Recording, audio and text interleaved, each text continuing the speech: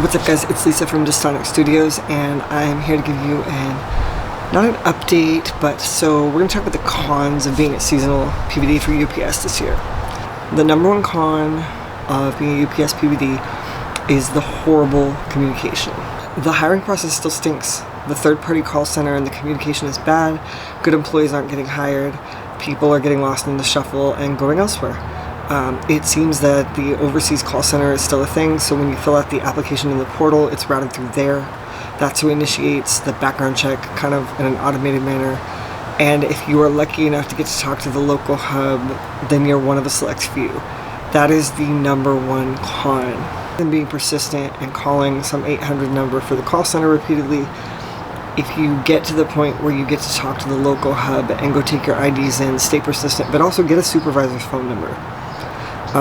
It can feel like you're out there on your own and you're like, who do I call? On your first day, before you go out, if you start as a PVD, get a phone number for somebody to call if you get stuck, because, and yes, get the driver's number you're working with, of course, but another number if you have a question, maybe that the driver can't answer pertaining to rules of the job or whatever, get that number before you go out on your own. Another con of being a UPS PVD is that it's a non-union job. This doesn't matter to everybody, but I mean, technically it falls under scab labor. Or, some of the centers throughout the United States make the PVDs pay dues, but you get none of the benefits. So that means having money removed from your check, getting nothing except it's honoring some kind of contractual obligation of the center you're working for. So, whether it's your morals or just having money removed from your check and getting no union protection, that is a definite con.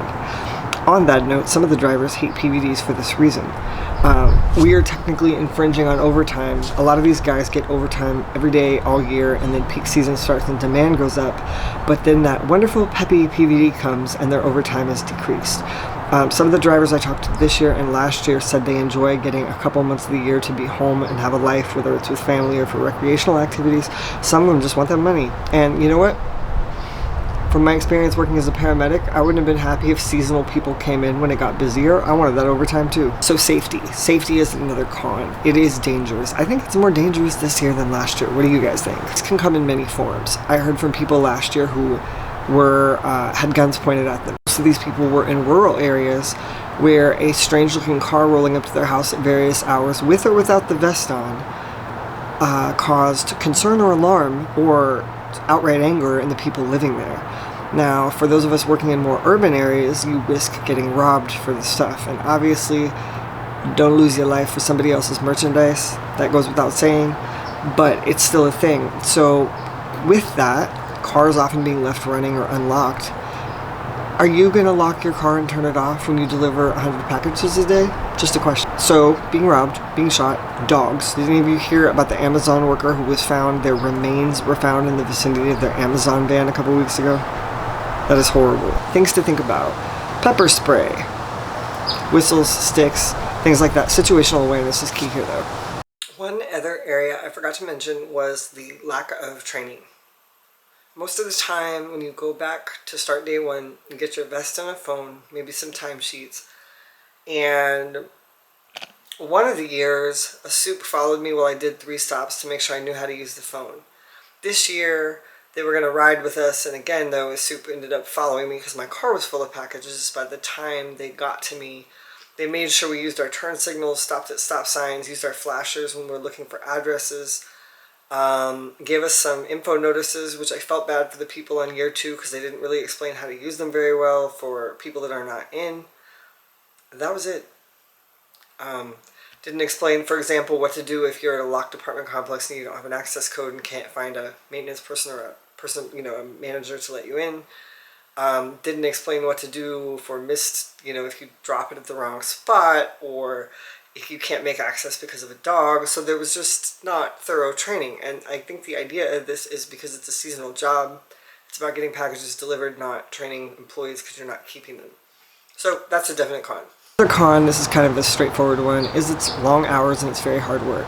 Even if you're in shape and an athlete, the first few days or week of being a PVD will kick your butt, similar to what package handlers go through, but from what I hear, that's even worse. Many of them quit after 3 days, their whole body hurts and they're tired. For you, as a PVD, take your bathroom breaks and eat food. I do not care this is going to be another video too, who you are working for and what they say. You're entitled to a 10 or a lunch. If it's a lunch, it won't be paid. If it's a break, keep it close to 10. But use the restroom and take care of yourself. Hydrate, drink water, carry snacks and liquids with you so you don't wear yourself out in your enthusiastic fervor to get the job done and make that money. Wear and tear on your car. I have an old car. I definitely noticed a difference after last year's peak season. It's not the mileage, it's the constant stop-go, which is why trying not to have to start the car 100 times a day helped. Yeah, just the in-town driving on and off the gas, on and off the brakes. That's wear on your brakes, you know. And then gas prices are still incredibly high in California. I don't know about the rest of you, but the mileage reimbursement helps, but maybe not as much till you get to that first paycheck.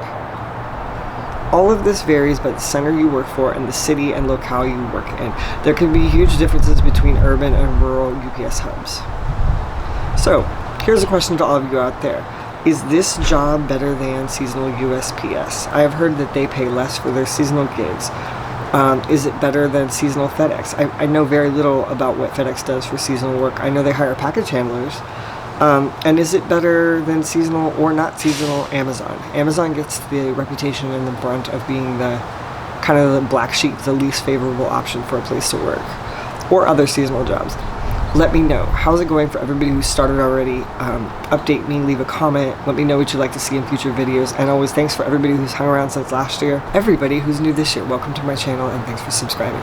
Take it easy.